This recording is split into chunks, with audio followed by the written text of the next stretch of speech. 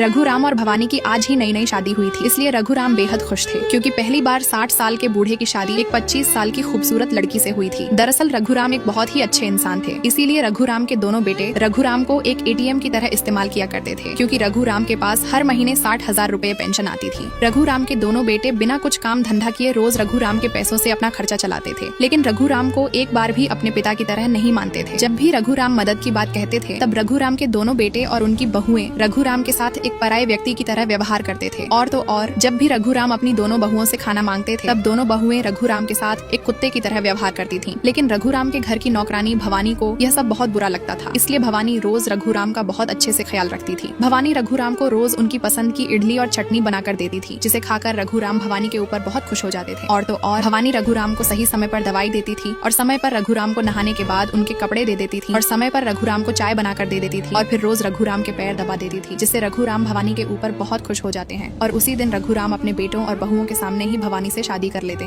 प्रसाद एक बहुत ही भोला भाला लड़का था। इसी कारण एक लालची और चालाक लड़की रागिनी ने अपनी मीठी मीठी बातों में फंसाकर प्रसाद से शादी कर ली थी। दरअसल बचपन से ही रागिनी के पूरे परिवार का एक ही सपना था कि वे सब लोग मलेशिया जैसे बड़े शहर में रहें और वहाँ मजे मस्ती भरी जिंदगी जिए। इसीलिए रागिनी का परिवार पहले एक दलाल को पैसे देकर कहता है कि रागिनी के लिए ऐसा लड़का ढूंढो जो सिर्फ मलेशिया में काम करता हो। वे चाहते थे कि रागिनी की शादी सिर्फ ऐसे लड़के से हो जो मलेशिया में नौकरी करता हो, ताकि शादी के बाद पूरा परिवार मलेशिया जाकर बस सके। रोज रोज रागिनी का परिवार उस दलाल को धमकाता और जल्दी से जल्दी लड़का ढूंढने के लिए कहता था। कई महीनों बाद जब प्रसाद अपने गांव लौटता है तब रागिनी के परिवार को पता चलता है कि प्रसाद मलेशिया से बहुत दिनों बाद गांव आया है। ये बात सुनते ही रागिनी जैसी स्वार्थी लड़की उसी दिन से प्रसाद के पीछे पड़ जाती है और नाटक करके उसे नजदीकी बढ़ाने लगती है। प्रसाद भी रागिनी जैसी खूबसूरत लड़की को देखकर बहुत खुश हो जाता है और मन ही मन उससे लगाव महसूस करने लगता है। लेकिन तब तक प्रसाद को रागिनी की असली सच्चाई के बारे में कुछ भी पता नहीं था, इसीलिए उसने बिना कुछ जाने समझे रागिनी से शादी कर ली। जब यह बात प्रसाद के माता पिता को पता चलती है तो वे पूरी तरह से घबरा जाते हैं। गाँव के सभी लोग डर के मारे जल्दी जल्दी अपने घरों के छोटे दरवाजे खोलने लगे, क्योंकि हर मंगलवार को काकुड़ा की आत्मा गांव में आती थी। इसी वजह से सारे गांव वाले जल्दी जल्दी अपने छोटे दरवाजे खोलने लगे। लेकिन गांव में एक आदमी ऐसा था जो अपने घर का दरवाजा खोलना भूल गया था। जब उस आदमी को याद आया कि आज मंगलवार है तो वह घबराकर जल्दी से जाकर अपने घर का दरवाजा खोल देता है। लेकिन तब तक काकुड़ा की आत्मा उसके घर के सामने पहुंच चुकी होती है। उसी वक्त काकुड़ा की आत्मा उस आदमी पर झपट पड़ती है। कहते हैं कि उसके ठीक 13वें दिन उस आदमी की मौत हो जाती है। इसी वजह से गाँव वाले हर मंगलवार उस आदमी की तस्वीर पर माला चढ़ा देते हैं। दरअसल वह आदमी एक सुंदर चिड़िया से बहुत प्यार करता था और वह चिड़िया भी उस आदमी को बहुत चाहती थी। लेकिन अचानक चिड़िया के घर वालों ने उसकी शादी किसी और से तय कर दी। अपने प्यार को पाने के लिए उस आदमी ने जल्दबाजी में चुपचाप उससे शादी कर ली। लेकिन तभी उसके दोस्त ने घड़ी दिखाते हुए कहा, देख समय हो गया है, जल्दी गाँव लौटो। ये सुनकर आदमी तुरंत अपनी बाइक स्टार्ट करने की कोशिश करता है, पर बहुत कोशिश करने के बाद भी बाइक स्टार्ट नहीं होती। आखिरकार वह साइकिल लेकर तेजी से गाँव की ओर निकल पड़ता है। जल्दबाजी में वह रास्ते में गिर भी जाता है, लेकिन फिर भी बिना रुके दौड़ते हुए अपने घर पहुँचता है और छोटे दरवाजे को खोलने की कोशिश करता है। लेकिन तब तक बहुत देर हो चुकी होती है। काकुड़ा की आत्मा वहाँ पहुँच चुकी होती है और उसी पल वह आदमी उसका शिकार बन जाता है। नेक्स्ट पार्ट के लिए लाइक और कमेंट करें।